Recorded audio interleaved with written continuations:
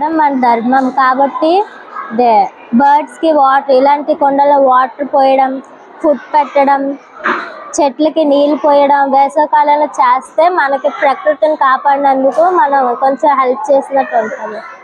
నీళ్లు పెట్టాలి, ఎందుకంటే వేసవి కాలంలో పక్షులకు నీళ్లు ఆహారం దొరకవు కాబట్టి వాటికి రోజు ఆహారం మంచినీళ్ళు మేడపైన అయినా సరే బయటనైనా సరే పెట్టాలి. చెట్లకు నీళ్లు పోయాలి. చెట్లకు నీళ్లు పోస్తే ప్రకృతి ఇంకా అభిచెందుతుంది. సమ్మర్ అనేది మొదలవుతుంది కాబట్టి అందరూ పక్షులకి నీళ్లు వేయండి.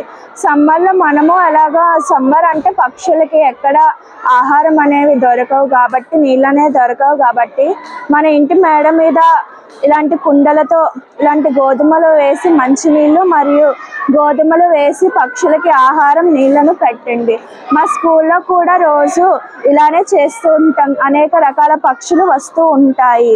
స్టూడెంట్స్ కూడా కలిపి ప్రతి ఒక్కరు వాళ్ళ ఇంట్లో ఈ యాక్టివిటీ అనేది చేస్తారు. చాలామంది ఇలాగే వీడియో తీసి ఇలా పక్షులకి ఆహారం పెట్టి మా టీచర్స్ కూడా పెట్టారు.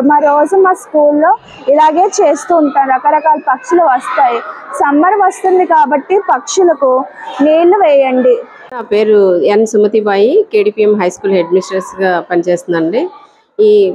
చాలా వరకు పిచ్చుకలు అవి కూడా మనకి రోజు రోజుకి అంతరించిపోతున్నాయి. ఈ సమ్మర్లో అన్ని మూగజీవులు అన్నిటికీ కూడా మంచిగా వాటర్ పెట్టడమో వాటికి ఆహారం అందించడమో చేసినట్లయితే మనం మనతో పాటు మన పర్యావరణాన్ని కూడా మనం రక్షించిన వాళ్ళం అవుతాము. మేము మా ఇంట్లోని పెట్టామండి కంకులు.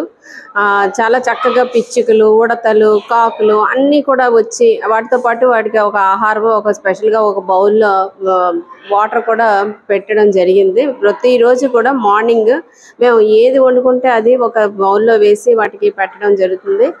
చాలా హ్యాపీగా అవి వచ్చి తింటున్నప్పుడు మనకి ఎంత ఆనందం కలుగుతుంది అంటే అది నేను మాటల్లో చెప్పలేను. అది మేము పర్సనల్గా ఫీల్ అయ్యాను కాబట్టి నేను మీకు ఇది అందరికీ కూడా చెప్తున్నాను. దయచేసి ఈ వేసవి కాలంలో ప్రతి ప్రాణికి కూడా మంచి నీరు ఆహారం అందేటట్లుగా చేయవలసినటువంటి బాధ్యత మనందరిపైన ఉన్నది. ఒక మానవుడిగా మనం చేయవలసింది. మనకి జ్ఞానం ఉంది కాబట్టి మూగజీవులన్నిటికీ కూడా వాటి ఒక సర్వైవల్ కోసం మనం అందరం కూడా ప్రయత్నం చేయాలని నా విజ్ఞప్తి.